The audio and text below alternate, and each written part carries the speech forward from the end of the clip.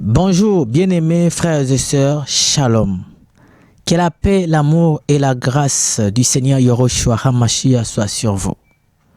Bienvenue dans cette émission présentée par l'apôtre Eli Mokemo.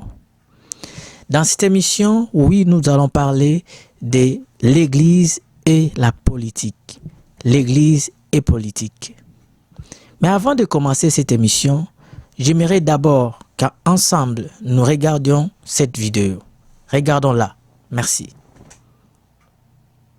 Eh bien, voilà, nous avions suivi avec vous un extrait d'un passage de la Bible de Matthieu chapitre 22, versets 17 à 22. On va revenir sur ces images que vous venez de voir, c'est-à-dire sur ces passages bibliques. Mais avant cela, j'aimerais vous citer une citation qui dit ceci. Si tu ne t'occupes pas des politiques, la politique s'occupera de toi. Très bien. Alors remarquez bien aimé. Ici dans cette émission, nous allons vous amener à comprendre qu'est-ce qui se passe. Quel est le rôle de l'Église et vice-versa celle de politique. On va essayer par la grâce du Seigneur de vous les démystifier et de vous permettre à savoir que dit les Écritures, que dit la parole. On voit trop de choses dans notre temps aujourd'hui. Oui, il y a beaucoup de bêtises, moi je l'appelle, dans le milieu des églises avec des politiciens. De même, il y a tellement de scandales et de choses horribles qui se passent au milieu de politiciens. Alors ici, suivez-moi très bien. Je parle de tous les politiciens. Les politiciens qui sont en Afrique, en Europe, en Amérique, en Océanie, en Asie et partout. Alors écoutez-moi très bien. Et quand je parle aussi des hommes de l'Église, il s'agit de toutes les églises.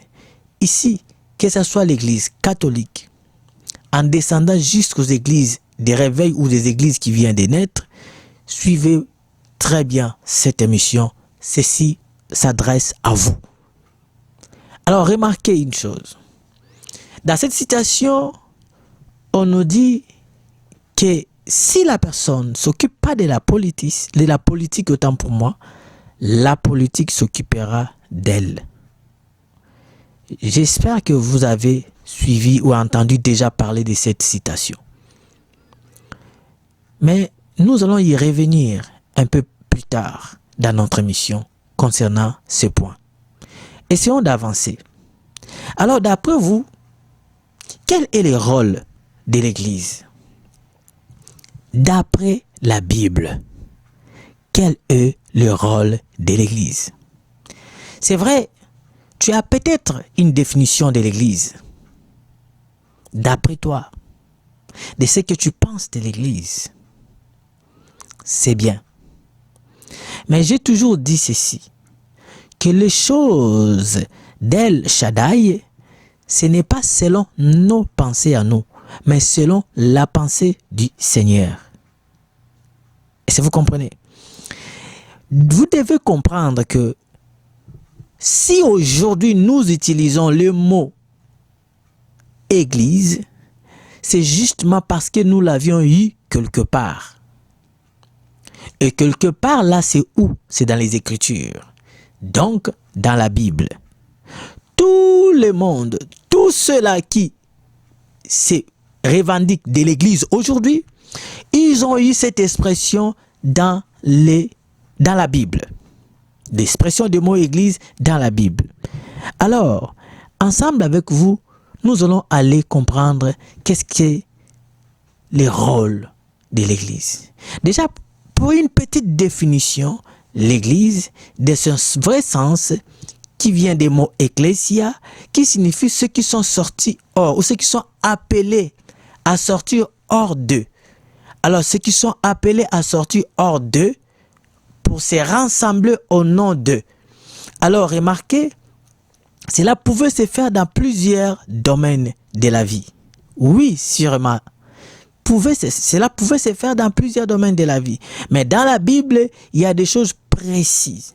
Alors nous remarquons le Seigneur Yahushua HaMashiach, donc le Seigneur Jésus-Christ, pour certains si vous voulez bien, a utilisé ce mot église 2 fois. Alors le 2 fois qu'il a utilisé ce mot église, ces 2 fois a aussi défini la position de l'église. Suivez-moi très bien. L'église, comme je disais tantôt, ce qui veut dire ceux qui sont sortis hors d'eux pour se rassembler au nom d'eux. L'église, aujourd'hui, nous sommes sortis du monde car le Seigneur nous a appelés du monde. Il a dit, vous êtes dans ce monde, mais vous n'êtes pas de ce monde, car il nous a pris. Il est venu pour appeler un peuple, et le peuple à qui portait son nom. Et le Seigneur nous a pris et il a fait de nous son royaume. Alors remarquez, en tant qu'enfants d'El Shaddai, nous sommes sortis du monde pour nous réunir au nom de Yeshua. Et l'église, suivez-moi très bien, l'église, nous le voyons dans 2 aspects. Oui, le sujet de notre émission, c'est église et politique. Sûrement, tu t'es déjà posé une question ou des questions en demandant, est-ce qu'un pasteur peut-il faire la politique? Tu t'es déjà sûrement posé cette question. Est-ce que tel homme, entre guillemets, d'El Shaddai ou de Dieu, peut-il être un homme politique, un politicien, ça veut dire un député, un président de la République, un gouverneur, je ne sais pas, quel titre encore. Mais dans cette émission, tu comprendras sûrement certain que la parole du Seigneur va te donner les outils et va te révéler le vrai sens. Et tu vas comprendre ce que nous vivons aujourd'hui dans notre temps, si cela vient vraiment du Seigneur ou vient du diable. Voilà pourquoi je te recommanderais de suivre cette émission jusqu'à la fin. Et tu vas bien comprendre. Et le Seigneur va bien te nourrir. Soyez bénis au nom de Yeshua. Amen. Alors remarquez, dans le rôle de l'Église, vous allez comprendre que le Seigneur a appelé la première Église, c'est Israël. Oui, la première Église donc que nous regardons dans la Bible et donc nous pouvions aussi voir ses rôles, c'est Israël. Dans quel sens? Regardez, je vais lire avec vous Exode chapitre 7 verset 2 ou alors 2 Samuel chapitre 7 verset 6. Je préfère que nous commencions par 2 Samuel chapitre 7. 2 Samuel. Prenez vos Bibles avec moi. 2 Samuel chapitre 7 au verset 6. Il est écrit: mais je n'ai point habité dans une maison depuis le jour où j'ai fait monter les enfants d'Israël hors de l'Égypte. Jusqu'à ce jour, j'ai voyagé sous une tente et dans un tabernacle. Ainsi parle Adonai. Elohim dit ici, il nous fait savoir une chose, que c'est lui qui a appelé Israël hors de l'Égypte. Alors remarquez, notre bien-aimé Moïse, quand il est allé auprès des pharaons pour l'annoncer la nouvelle, qu'est-ce qu'il lui avait dit? Exode chapitre 7.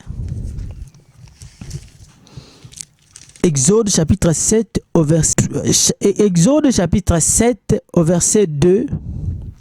Il est écrit: toi, tu diras tout ce que je t'ordonnerai. Et Aaron, ton frère, parlera à Pharaon pour qu'il laisse aller les enfants d'Israël hors de son pays. Pour qu'il laisse aller les enfants d'Israël hors de son pays. Alors remarquez ici, quand le peuple Israël aussi, les Israélites à l'époque de Moïse, vont aller voir Pharaon, donc Moïse et Aaron. Aaron va dire à Pharaon ce qu'avait dit le Seigneur. En lui disant ceci, laissez partir mon peuple hors de l'Égypte. Il devait aller au désert pour me servir, pour m'offrir des sacrifices. C'est-à-dire, en ces moments-là, les enfants d'Israël demandaient à Pharaon et lui expliquaient en d'autres termes que Israël est l'église d'Adonai.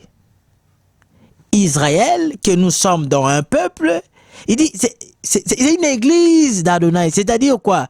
C'est un peuple qui sont appelés hors de l'Égypte. Qui sont appelés hors de l'Égypte pour se réunir au nom de Mashiach, au nom de Yahweh. Est-ce que vous comprenez? Pour se réunir au nom de Yahweh. Alors cela était déjà l'image d'une église dans la Nouvelle Alliance. Parce que dans l'Ancien Testament, tu ne trouveras pas une place où on écrit église. Tu le trouveras que dans la Nouvelle Alliance. Et même là encore, c'est dans d'autres versions de la Bible. Remarquez. Et maintenant ici, nous voyons que les enfants d'Israël, étant en Égypte, ils étaient une église. Et le fait même de sortir de l'Égypte, donc de se proclamer auprès des pharaons, de les laisser partir hors de l'Égypte, c'est-à-dire qu'il se proclamait déjà église. Et Elohim lui-même, en demandant à Moïse, Moïse, voici ce que tu vas dire à Pharaon, de laisser partir mon peuple hors de l'Égypte. Donc Elohim était en train de dire à Moïse, mon peuple est mon église. Parce qu'il devait sortir et se réunir hors de l'Égypte, au nom d'Adonai.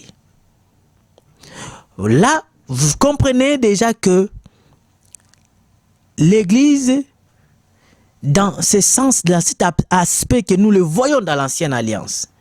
Pourquoi je vous donne ça? C'est parce que nous allons parler aussi du rôle que le peuple Israël, le rôle que cette Église-là dans Israël a joué dans l'Ancienne Alliance. Avec comme prophète ou dirigeant Moïse. Nous allons le voir plus tard. Parce qu'il y a beaucoup de gens qui parlent de notre bien-aimé David, le roi David et d'autres rois, et ainsi de suite. Voilà pourquoi, avant de toucher ce niveau-là, vous devez d'abord comprendre que oui, Israël était considéré comme une église.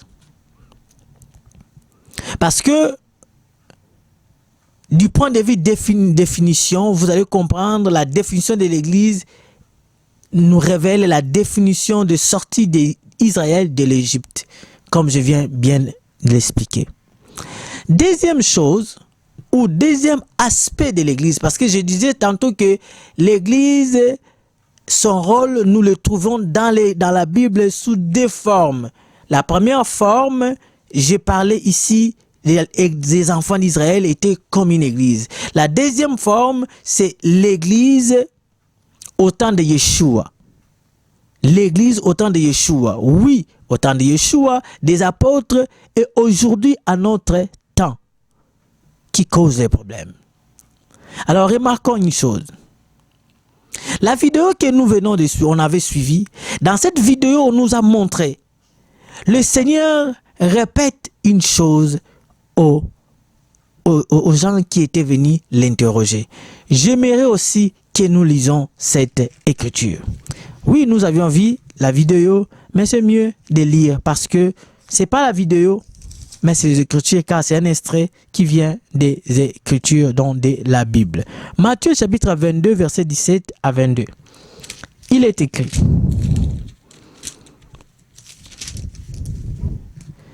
Alors, écoutez. Matthieu, chapitre 17, non, chapitre 22, pardon. Chapitre 22, verset 17.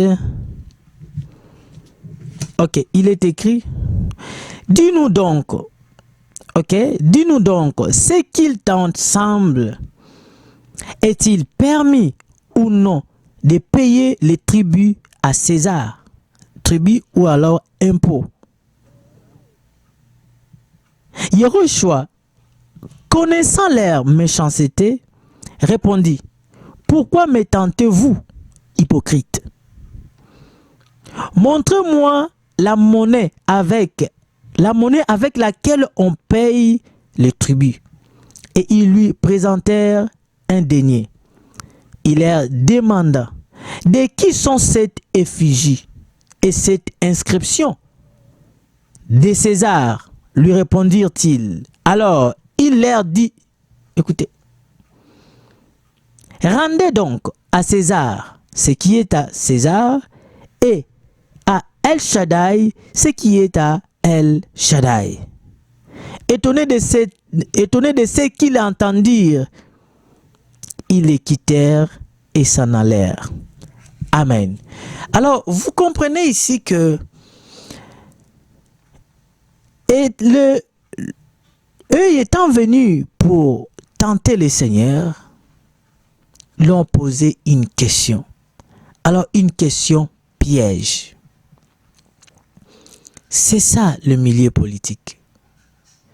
C'est ça le milieu politique.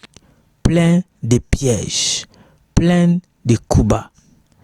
Écoutez cette question. Et la réponse du maître était très primordiale. On lui pose la question.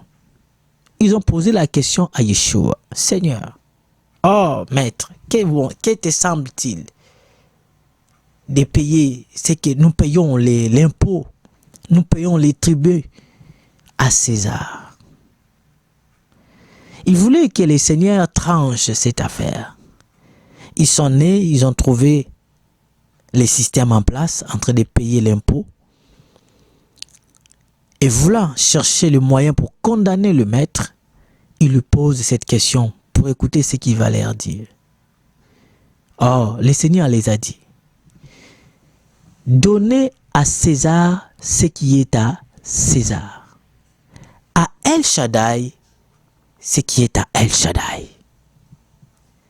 Ceci vient nous révéler que l'Église du Seigneur doit faire la part des choses.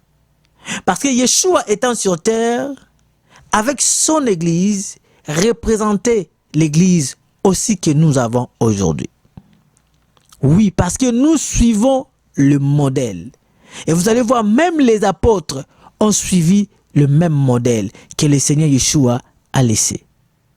Oui, comprenez que à César ce qui est à César, à El Shaddai ce qui est à El Shaddai. Alors aujourd'hui on dira, en d'autres termes, nous dirons Église et politique. Église et politique, deux choses différentes. Et nous allons comprendre comment ces deux choses fonctionnent. Aujourd'hui, on voit plein de choses qui font même mal à la tête. Parce que les gens sont à la recherche de positionnement. Les gens sont à la recherche de l'argent. Voilà ce qui détruit. Mais avant de rentrer dans ces petits détails, continuons notre sujet. Remarquez une chose. Qu'est-ce qu'est la politique? Parce que nous avions parlé de l'Église. J'ai expliqué ce que c'est l'Église. Et je vous ai fait mention de cette expression ou de ces groupes, donc Église, dans l'Ancien Testament et dans la Nouvelle Alliance. Alors, l'Ancien Testament et la Nouvelle Alliance ou le Nouveau Testament, c'est donc deux possibilités qui marchent de manière différente aussi. Quand je dis de manière différente, ça veut dire l'ancienne a amené les secondes. Le premier a amené les seconds. L'ancienne a amené la nouvelle. Alors, dans la nouvelle, il y a l'accomplissement. Mais attention, ce sont des dispensations différentes qui font aussi en sorte que les services soient différents. Ça, il ne faut pas oublier ça. Parce qu'il y a beaucoup de nos frères qui utilisent la Bible sans pour autant connaître vraiment comment fonctionnent ces deux dispensations. Et ils commencent à mélanger les choses.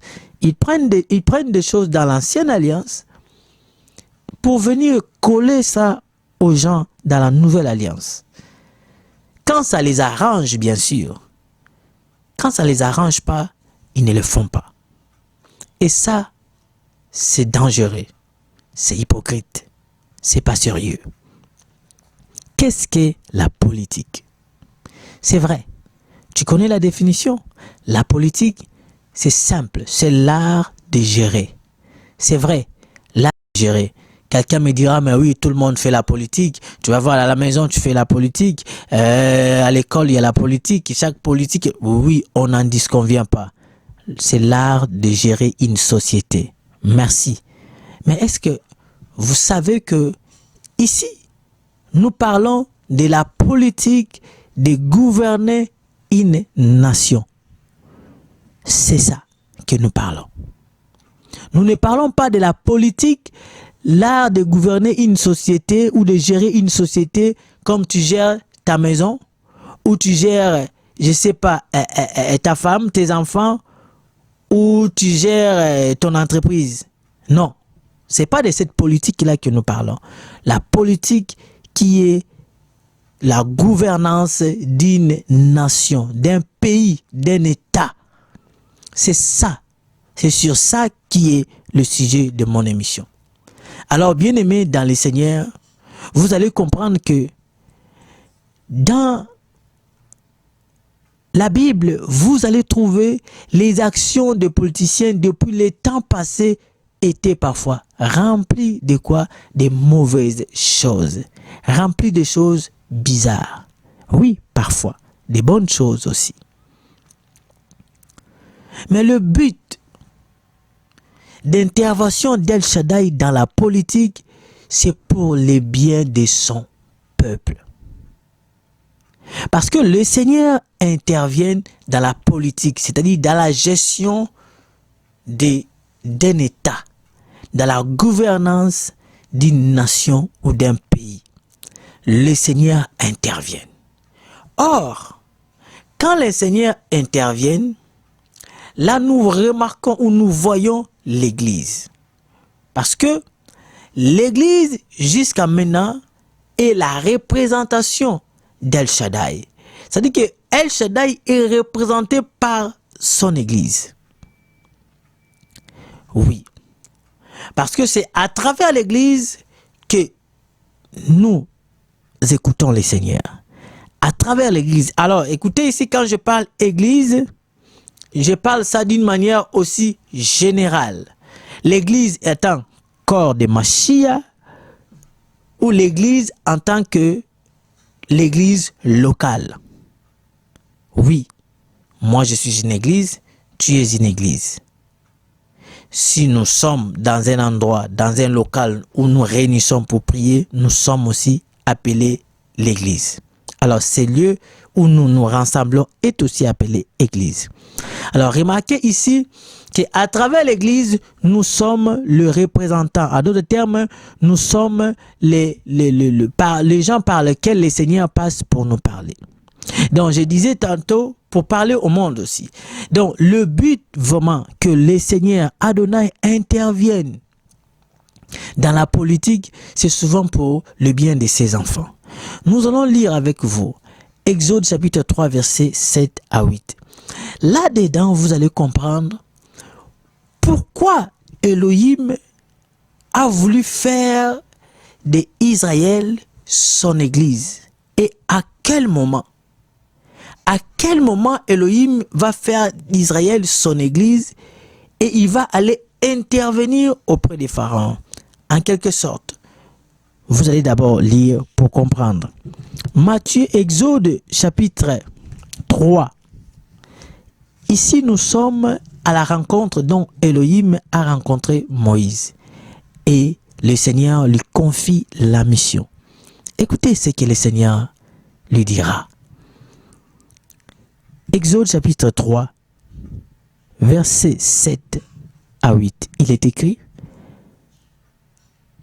Elohim dit, j'ai vu la souffrance de mon peuple qui est en Égypte, et j'ai entendu les cris que lui font pousser ses oppresseurs, car je connais ses douleurs.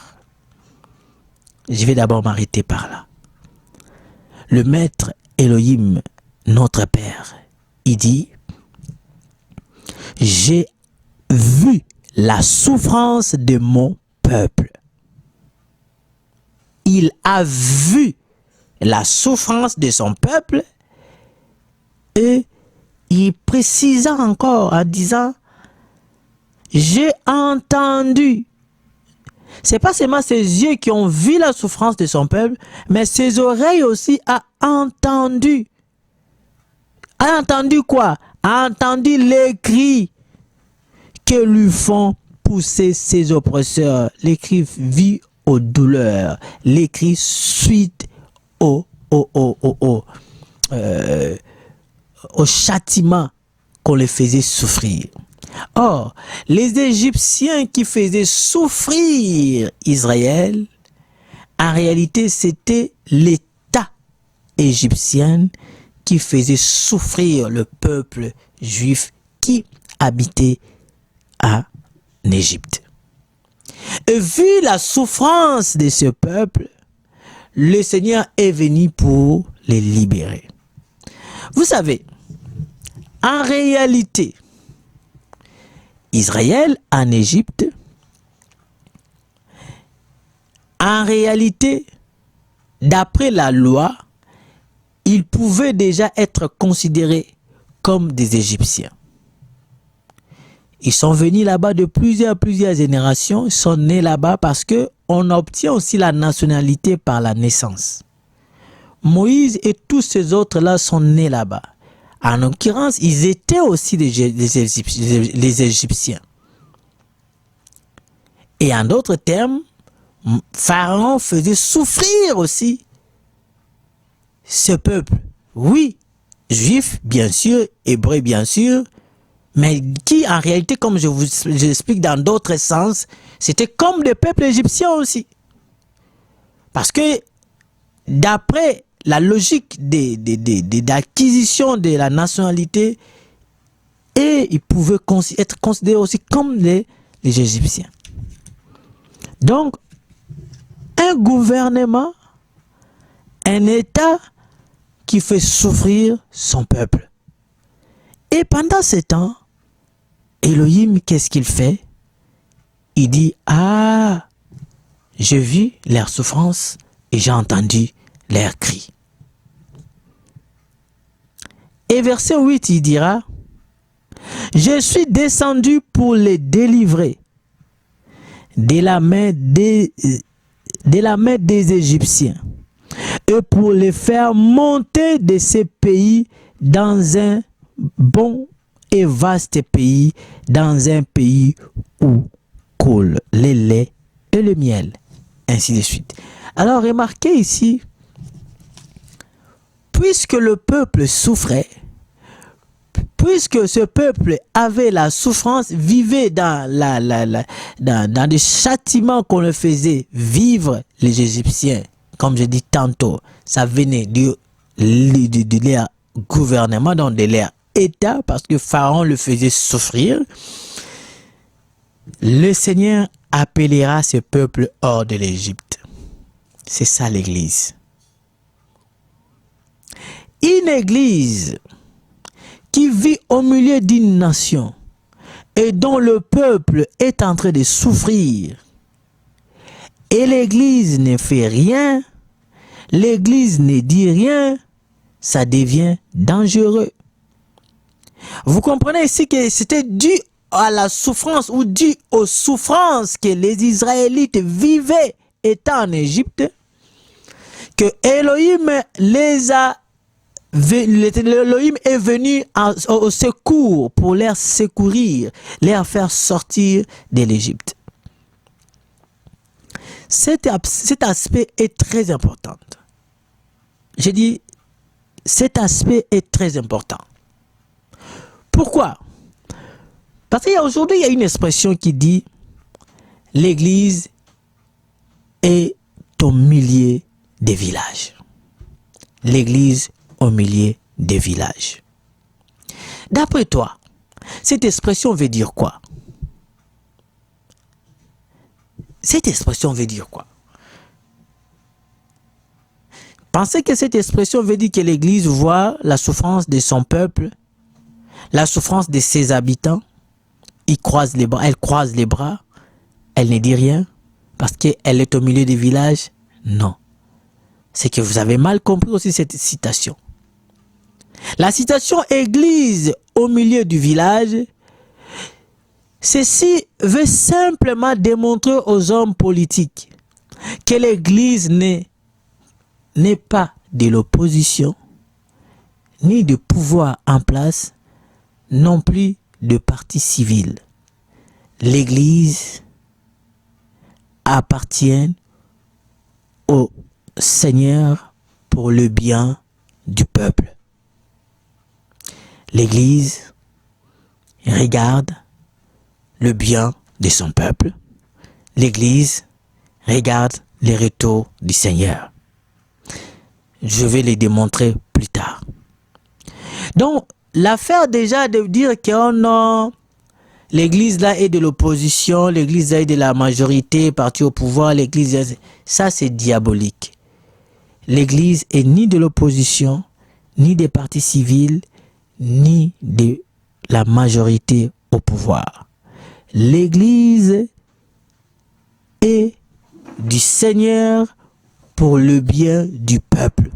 Ceci veut dire que tu sois un président d'un pays quelconque qui dirige, tu es d'un parti de l'opposition, bien je sais pas, parti au pouvoir et que tu diriges, si tu ne fais pas le bien-être du peuple, si tu ne réponds pas au bien social de ton peuple, sache que tu es un pouvoir que l'Église te parlera en face. Que, attention, tu fais souffrir le peuple d'El Shaddai. Tu fais souffrir ta nation. Qui que tu sois, c'est ça l'Église. L'Église ne pourra pas rester mains croisées, dire oh écoutez c'est des politiciens, nous on n'a pas à se mêler dans ça. Vous n'avez pas à se mêler de ça. Ah, je vous rappelle cette expression. Si tu ne t'occupes pas de la politique s'occupera de toi. Vous avez vu dernièrement ici, comment est-ce que la politique s'est occupée de vous, des églises. La politique a décidé de fermer les églises. La politique, au nom de quoi? De santé mentale, de santé publique. Au nom de la santé publique, toutes les églises du monde entier ont été fermées. Ah oui, tout.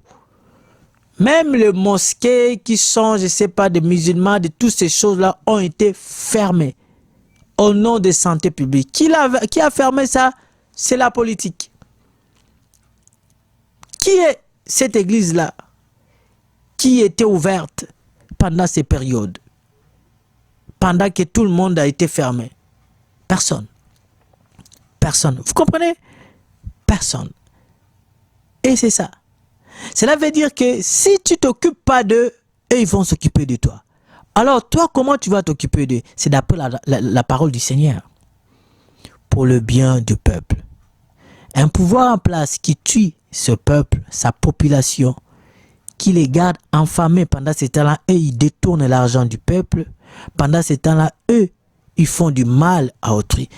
De pouvoir qui part détruire dans d'autres pays pour venir construire là où ils sont en train de gérer, ça aussi c'est diabolique. Toutes ces choses, toi, Église, tu dois combattre cela. Parce que ce n'est pas pour le bien du peuple. L'Église doit chercher le bien de son peuple. Alors, qu'est-ce qu'est le bien d'un peuple? Le bien du peuple, c'est quoi? Tu me poseras cette question. Alors, je vais te caractériser le bien du peuple par des aspects. Le premier aspect du bien du peuple, c'est le salut du peuple.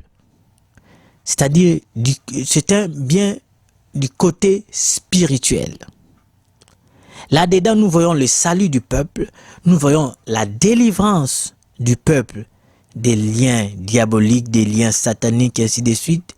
Nous voyons la préparation du peuple ou de l'église ou des individus à la rencontre du Seigneur Yeshua. Donc, en un mot, on dira le royaume d'El Shaddai. D'après Matthieu chapitre, je crois, 6, verset 33. Il est écrit, cherchez premièrement le royaume et la justice d'Adonai, d'El Shaddai, et le reste vous seront donnés par-dessus. Alors, dans cette écriture, vous comprendrez qu'il y a le royaume d'El Shaddai et les restes. Et sur cette écriture que je suis allé vous faire savoir les deux biens du peuple. Que l'Église, en tant que représentant d'Adonai auprès des politiciens, oui, je ne dis pas que le politicien soit le représentant d'Adonai, non, je dis c'est l'Église qui vit dans un pays où est dirigé par un politicien ou par les politiciens. L'Église a son rôle à jouer. Chercher le bien du peuple. Premièrement, je dis le bien spirituel. C'est ce que nous attelons. C'est ce qui est primordial et la première chose que nous devions chercher, nous, en tant qu'Église. Ce n'est pas d'abord aller chercher l'argent chez les politiciens. Ce n'est pas aller commencer à se chamailler, à se chicaner parce qu'on ne t'a pas donné ce que tu voulais. Non. Ce n'est pas aller montrer les fesses, excusez-moi l'expression, pour aller montrer, je ne sais pas, vos nudités à la télé, dans des internets, parce que vous cherchez des positionnements, vous cherchez l'argent et vous voulez parfois aussi envoûter les gens en voyant vos nudités. Ce n'est pas ça. L'Église cherche le bien du peuple, le bien spirituel. Oh, vous, les leaders, qui partez chercher l'argent auprès des politiciens. Les politiciens vont vous salir parce que votre priorité, c'est que Elohim, Yeshua, vous a confié comme primauté, vous l'avez bafoué. Vous l'avez bafoué pour vos intérêts. Alors oui, le prédicateur du ventre ou le prédicateur de ventre, vous prêchez pour vos ventres. Vous avez pour El Shaddai vos ventres. C'est ça ce qui fait que vous courez derrière ces politiciens pour aller chercher l'argent. Et il vous fait tourner dans la farine des bêtises. Vous commencez à monétiser l'évangile d'Adonai, d'El Shaddai, Yeshua. Le bien spirituel du peuple, vous l'avez négligé. Le salut des âmes que Elohim vous a confié, vous avez bafoué cela. Le bien du peuple, l'Église le cherche. Les leaders des églises, le berger, les dirigeants, les 5 ministères cherchent et où ils travaillent pour le bien du peuple. Premier bien, le bien spirituel. Éphésiens nous dit ceci. Le Seigneur a établi. Je vais prendre avec vous cette écriture. Il dit, il a établi le ministère. Pourquoi? Pourquoi? Je suis dans Éphésiens chapitre 4, verset 11. Et il a donné les uns comme apôtres, les autres comme... chapitre 4, verset 11, j'ai dit. Et il a donné les uns comme apôtres, les autres comme prophètes, les autres comme évangélistes, les autres comme pasteurs et docteurs, pour le perfectionnement des saints, en vue de l'œuvre du ministère et de l'édification du corps des Mashiach. Vous comprendrez que l'Église, en tant que le ministre d'El Shaddai que nous sommes, nous travaillons pour la perfection, pour le perfectionnement de l'Église, des saints. Et nous cherchons l'intérêt des saints, c'est-à-dire pour que les saints soient perfectionnés. Ça veut dire que tu leur présentes le bien spirituel, tu leur présentes la bonne nouvelle, le royaume des cieux, tu leur présentes le salut. Tu marches avec eux afin qu'ils soient délivrés de tous les liens mystiques, diaboliques, sataniques. C'est le bien du peuple. Le bien du peuple, c'est quoi? Le bien du peuple, c'est aussi prier pour eux, prier pour la nation, prier même pour ceux-là qui se disent chrétiens, enfants d'El Shaddai, qui font la politique, mais qui font de mauvaises choses. Un ministre d'El Shaddai, ton rôle, c'est ça. Le rôle de dirigeant. Alors, remarquez ici, je vais préciser que l'Église, quand je parle ici de l'Église des politiques, je vois plus les dirigeants des églises locales. Je vois plus le ministre d'El Shaddai et la politique ou les politiciens. C'est ça. Un frère de l'Église qui prie dans l'Église peut faire la politique, c'est tout à fait logique. C'est un frère, il prie, il fait la politique. Mais il doit savoir ces choses que je suis en train de vous annoncer. Le bien spirituel, premièrement. On pourra bien les développer. Mais le Seigneur a dit, premièrement, le royaume et la justice d'Adonai. Toi, quand tu t'approches de ce politicien, est-ce que tu leur fais savoir la justice d'Adonai? Est-ce que tu leur fais savoir le bien spirituel? Quand l'apôtre Paul dit, si nous avons sémé auprès de vous de biens spirituels, est-il mauvaise chose si nous recevons le bien matériel? Il faut d'abord s'aimer ces biens spirituels. Alors quel est le bien spirituel que vous sémez auprès de ces politiciens quand vous les rencontrez? Si ce n'est pas Robert Tabamatolo, si ce n'est pas pour leur donner des fausses prophéties juste pour les camoufler, pour les flatter, pour qu'ils vous donnent l'argent. Je prends l'exemple de la RDC. On tue les gens à Beni, on tue les gens à l'est de la RDC.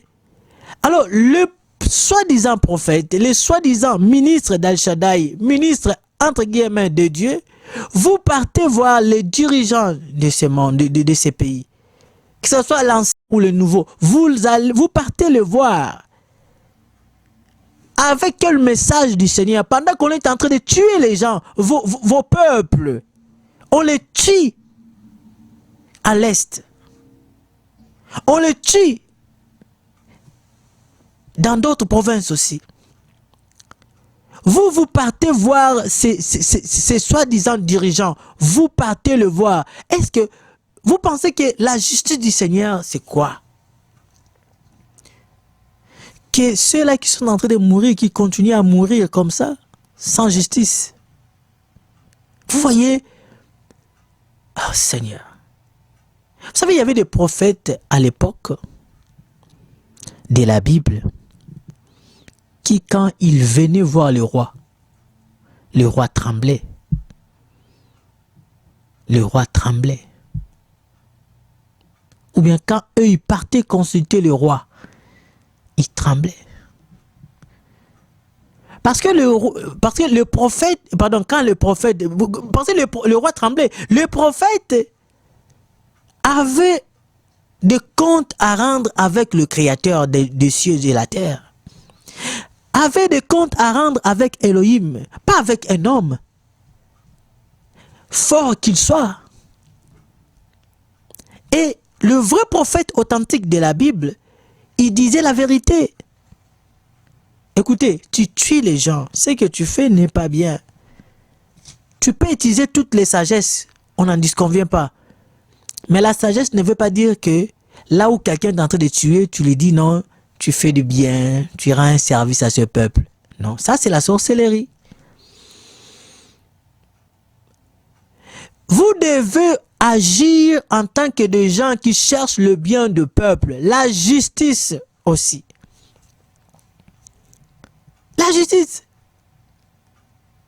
Oh Seigneur, les politiciens vous font du mal.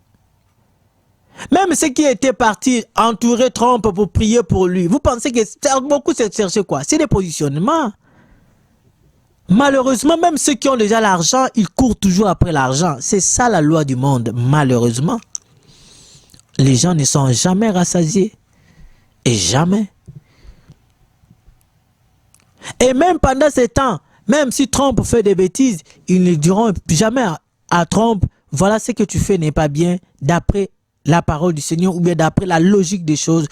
Vous savez, il y a certaines choses que les gens font, même d'après la logique des choses, quand tu regardes, tu trouves que ça c'est mauvais. La politique est sale. J'ai essayé de regarder la politique du monde entier. Je vis qu'elle est trop sale. Je vous dis la vérité. Le bien spirituel, premièrement. Deuxième bien, c'est le bien social. Ça aussi, c'est un bien. Le bien social fait aussi partie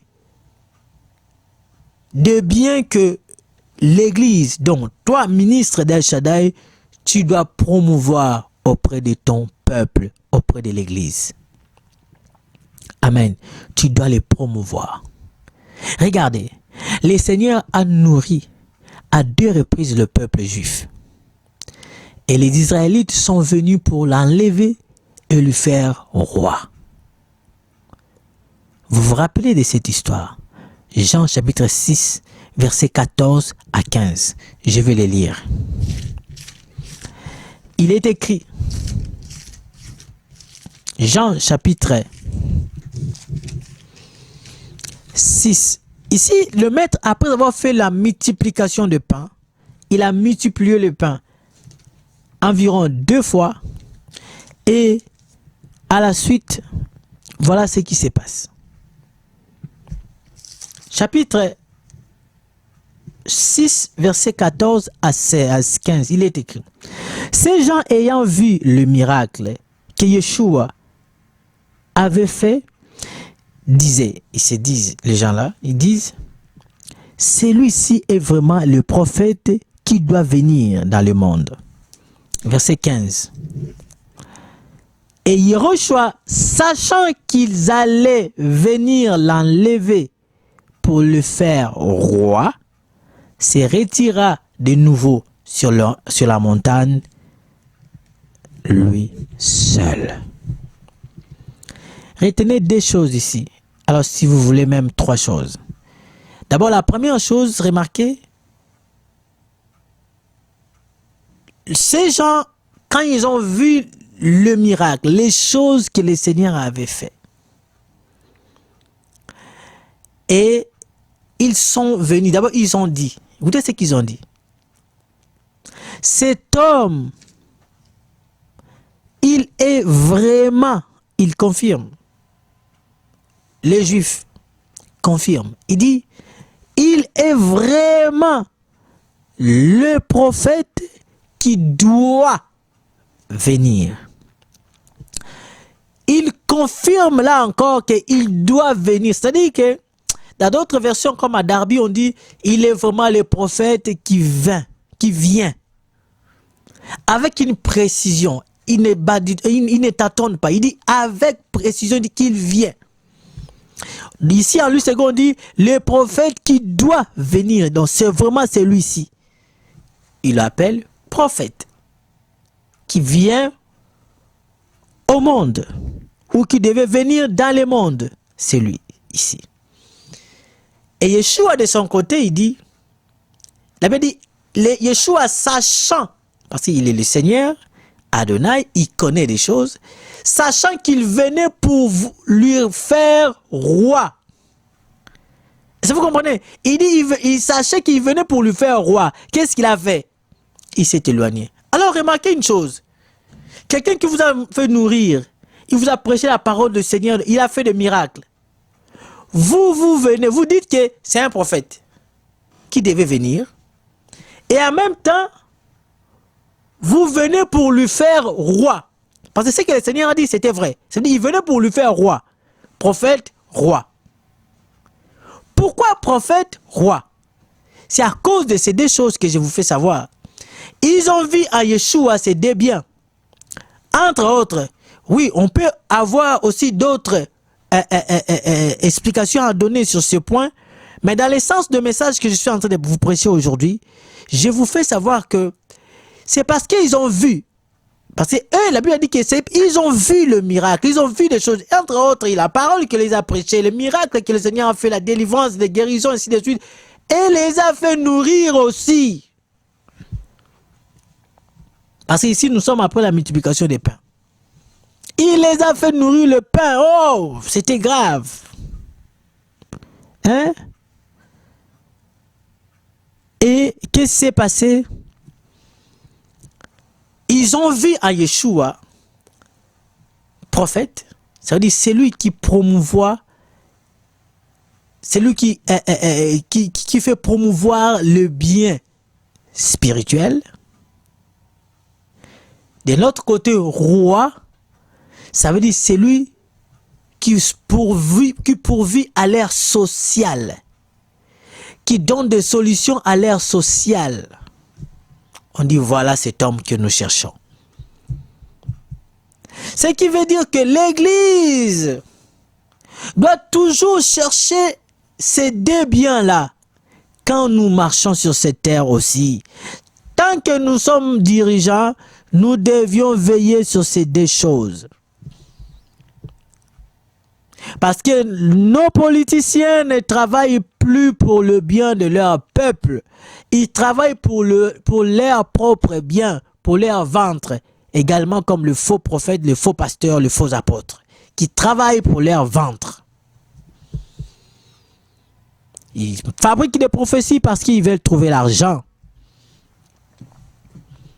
Alors remarquez, à Yeshua, on a trouvé ces deux choses. Prophète parce qu'ils ont vu le bien spirituel, comme je dis. Roi parce qu'ils ont trouvé en lui le bien social. C'est lui l'homme idéal. Or, Yeshua avait une église. Yeshua est celui à qui nous sommes appelés aujourd'hui église. Et vous allez remarquer même plus loin avec les apôtres. Les apôtres étant sur terre, ils ont fait aussi la même chose. L'église qui a été inaugurée après la mort de Yeshua HaMashiach, quand le Saint-Esprit est venu, Yeshua, quand il était mort sur la croix, l'église avait été née, ainsi de suite. Remarquez les apôtres, qu'est-ce qu'ils ont fait? Là où ils étaient, la Bible dit, ils prêchaient la bonne nouvelle. Regardez dans l'institution des diacres. Je vais prendre ça aussi avec vous. Aujourd'hui, dans cette émission, on va beaucoup lire. Bientôt, on va terminer. Oui, c'est une longue émission. On va bientôt terminer.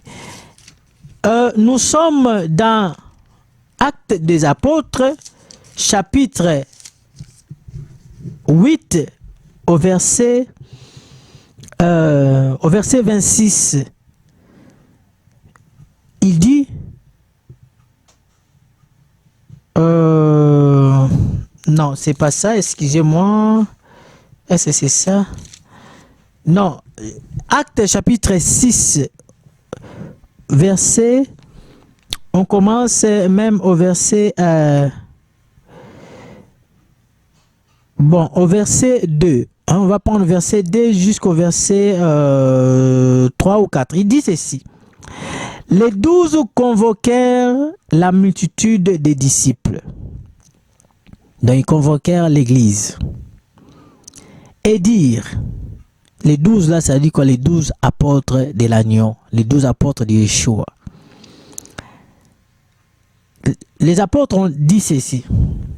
La Bible dit, ils dirent, il n'est pas convenable que nous délaissions la parole de El Shaddai pour servir aux tables. Verset 3. C'est pourquoi, frères, choisissez parmi vous 7 hommes de qui l'on rende un bon témoignage, qui soient pleins d'Esprit Saint et de sagesse, et que nous chargerons de cet emploi. Verset 4, important. Et nous continuerons à nous appliquer à la prière et au ministère de la parole. Est-ce que vous comprenez? Ici, il s'agit de l'église des apôtres. Cette église, quand ils ont constaté que certains veuves se plaignaient qu'ils ne prenaient pas le bien qu'ils devaient avoir, ils ne prenaient pas le soutien qu'il fallait avoir, comme s'il y avait un peu d'une partie, d'autres qui prenaient plus, d'autres ne prenaient pas assez, d'autres ne prenaient pas, des choses un peu comme ça. Il y avait un peu de désordre qui était installé. Les apôtres ont dit ceci, écoutez, c'est vrai la manière dont les choses sont partagées, bon, nous on ne peut pas laisser la table, nous ne peut pas laisser la parole du Seigneur, donc le ministère, pour aller servir aux tables, donner à manger, donner le soutien. Alors, ce qu'on vous conseille, on va faire ceci. Choisissez parmi vous 7 personnes à qui nous allons accorder, nous allons charger de ces ministères, de ces travails. Quel était ce travail? Pour le bien social du peuple, de l'Église. Le bien social de l'église, pour servir à table, donner à manger, aider. C'était du physique. Là, nous sommes à l'époque de l'église. Nous ne sommes pas dans l'explication spirituelle. C'est dans l'époque de l'église, des apôtres, l'église que nous continuons aujourd'hui. Et il dit que ils vont continuer. Il dit, eux, les apôtres, les 12, donc comme les ministres, ils vont continuer à s'exercer dans le ministère de la prière et de la parole. Alors, si nous prenons ça et on ajoute, par exemple, l'autre aspect, nous trouvons que dans l'église, ces apôtres ont regardé ces deux biens. Il ne faut pas oublier le ministère de la parole et la prière. En réalité, le tout fait partie d'un seul bien qui est le bien spirituel. Servir aux tables fait partie du bien social, comme je vous ai expliqué. Donc, les apôtres aussi ont fait la même chose. Ils ont essayé d'aller pour veiller au bien social de leurs membres de l'Église. Les uns vendaient leurs biens et venaient partager aux autres. À tel point que il était dit, il n'y avait même pas les indigents, il n'y avait même pas de pauvres, parce que tous mangeaient ensemble et personne disait telle chose est mes biens, ça c'est mes biens, ça c'est le bien des autres. Tout le monde était commun d'accord. Ils vendaient leurs biens et ils partageaient. Ça veut dire qu'il y avait du social. Maintenant, aujourd'hui, toi, tu es archibishop, tu es archevêque, tu es, je ne sais pas, tu es qui là, tu gères une assemblée, ou bien tu es à la tête d'une nation connue, on dit que voilà, tu es là, ou vous êtes là. Vous avez des églises qui ont plusieurs personnes, qui drainent des foules. Merci, bravo pour vous. Mais qu'est-ce que vous cherchez pour ce peuple? Cherchez-vous le bien de ce peuple ou le bien de vos ventres? Voilà ma question avant de terminer. Cherchez-vous le bien de vos peuples ou bien de vos ventres? Vous avez déjà l'argent. Vous là, vous ne pouvez pas manquer de quoi manger parce que vous en avez même pas, c'est pas assez. C'est comment, mais vous en avez. Vous avez des biens qui vous font rentrer de l'argent. Mais le peuple, regarde la maman là qui vient chez toi. Regarde la vieille là qui donne sa dîme, son offrande chaque jour à toi. Ses enfants ne travaillent pas. Elle-même est sans emploi. Regarde comment ils souffrent. Pendant ce temps-là, toi, quand tu pars voir les politiciens, c'est pour chercher à te positionner toi. Toi et ta famille. Et après, tu vas venir mentir les propres églises. Oh, si les politiciens là t'appellent, tu sais pourquoi ils t'appellent? C'est parce que tu as le peuple là. Si tu n'as pas ce peuple là, ils ne vont pas t'appeler. Et qu'est-ce qu'ils cherchent? Ils cherchent leurs intérêts.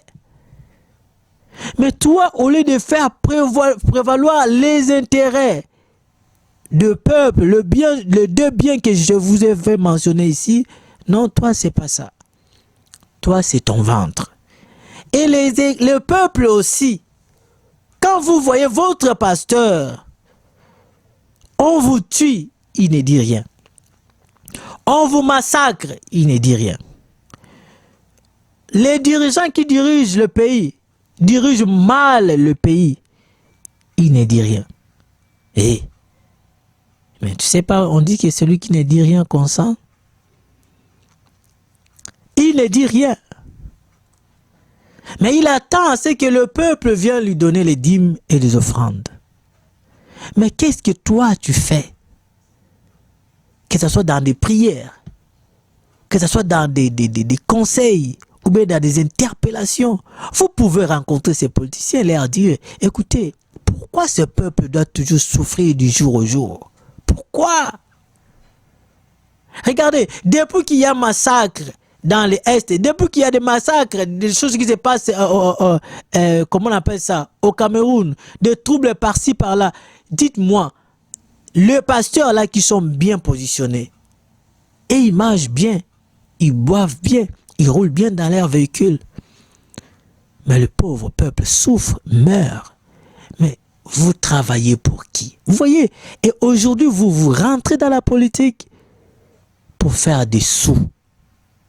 Et voilà comment la politique vous salit. Église et la politique. Tu n'as pas à aller faire la politique pour devenir président, dirigeant. Tu es là pour chercher le bien du peuple. Le politicien est là comme gérant qu'il gère. Toi, tu es là comme quelqu'un qui réclame le bien de ce peuple. Tu le fais auprès du Seigneur, tu le fais auprès des politiciens. N'oubliez pas que le sacrificateur est un serviteur d'Adonai pour le peuple auprès d'El Shaddai. Ils sont là, ils rendent service au peuple auprès d'El Shaddai. Ils prennent du peuple envers Elohim et d'Elohim envers le peuple. Vous priez pour le peuple, vous présentez les problèmes aussi au peuple, comme le peuple rentre dans la prière, vous les enseignez, vous les encadrez. Et de même, le Seigneur, quand il veut parler au peuple, il passe aussi par vous pour parler au peuple. Voilà pourquoi je disais tantôt que vous êtes là comme les garants pour chercher le bien de ces peuples. Ces deux biens que je viens d'expliquer. Aujourd'hui, les politiciens vous ont salué, le pasteur, vous qui m'écoutez. Parce que vous avez voulu chercher l'argent. Aujourd'hui, il y a d'autres églises, d'autres pays, puisqu'ils avaient des problèmes avec le pasteur, ils refusent d'ouvrir les églises. Ils gardent les églises fermées. Pourquoi? Écoutez, je vous conseillerais ceci. Aux dirigeants, serviteurs d'El Shaddai, dans le monde entier, je vous dirai, retournez au sacerdoce. Vous qui avez baissé les bras, vous qui avez baissé vos caleçons devant les politiciens, retournez au Seigneur, repentez-vous et revenez à lui. Sinon, le Seigneur va encore vous dévoiler et vous mettre à nu. Et cette fois-ci, sera pour toujours. Parlez pour le bien des nations que vous êtes. Car le Seigneur vous a mis dans cette nation, ce n'est pas pour rien. Le Seigneur a permis que tu sois né américain, français, canadien, congolais, ainsi de suite. Il sait pourquoi. Alors, travaille pour le bien de ton peuple. C'est-à-dire, ces deux choses que je viens de citer. Attention. Aux politiciens, s'il vous plaît. On sait que vous faites des sales boulots. Parce que pour vous, vous êtes capable de tout faire j'ai dit de tout faire. Il suffit pour rester au pouvoir. Il suffit de régner. Prêt à faire l'impossible dans la saleté juste pour garder votre position. Mais un autre côté, c'est que vous devez savoir le mandat que vous avez est venu de ce peuple. En réalité, même si vous jouez au gros dos pour arriver au pouvoir selon soi-disant vos efforts ou bien vos relations, mais si vous êtes passé par les élections, même si ça a été truqué ou comment, mais du fait de cette apparence des élections, vous dites que ça vient du peuple, ça veut dire que vous devez travailler pour le peuple. Vous aussi, vous devez travailler pour votre peuple et non pour leur destruction. Alors, chers politiciens, revenez dans de bons sens. Arrêtez de voter des lois qui vont amener le monde, le gens dans la désolation, dans des bêtises, dans le ténèbre. Des lois vices. Arrêtez de faire des copies-coller. Attention. De copier des lois d'autres pays, des lois bidons, des lois mauvaises qui autorisent des hommes aux hommes de se marier parce qu'il y a des lobbying dehors, parce qu'il y a de l'argent dehors, des femmes aux femmes de se marier et les églises qui autorisent cela. Revenez au Seigneur, repentez-vous. Alors aux politiciens qui croient être dans le bon chemin, je vous conseille de bien regarder, de chercher le bien de vos nations, je dis bien, partout où vous êtes, de vos peuples, car le Seigneur vous tiendra responsable de tous les sangs que vous faites couler dans ce pays-là. Oui, vous serez responsable. Au peuple, aux fidèles des églises, au peuple des nations, réveillez-vous. Les politiciens sont ceux qui sont là à cause de vous. Ils ont l'argent, ils ont le pouvoir. Tout ce qu'ils ont, c'est à cause de vous, peuple. Mais après, ils sont là pour vous détruire. Mais réveillez-vous. Le pasteur, les dirigeants des églises, les abbés, les imams, tous ces gens-là qui sont les dirigeants religieux, ils sont ceux qui sont aujourd'hui à cause de vous. Ils sont aujourd'hui riches. Ils sont aujourd'hui, ils roulent dans des véhicules. Ils sont renommés à cause de vous, peuple. À cause de la popularité que vous les donnez. Alors, réveillez-vous, peuple, réveillez-vous. Si l'église, le fidèle de l'église commence à faire asseoir les pasteurs pour leur dire notre pays va mal, et qu'est-ce que vous dites en tant que père ou en tant que leader spirituel ou dirigeant spirituel ou religieux de cette nation?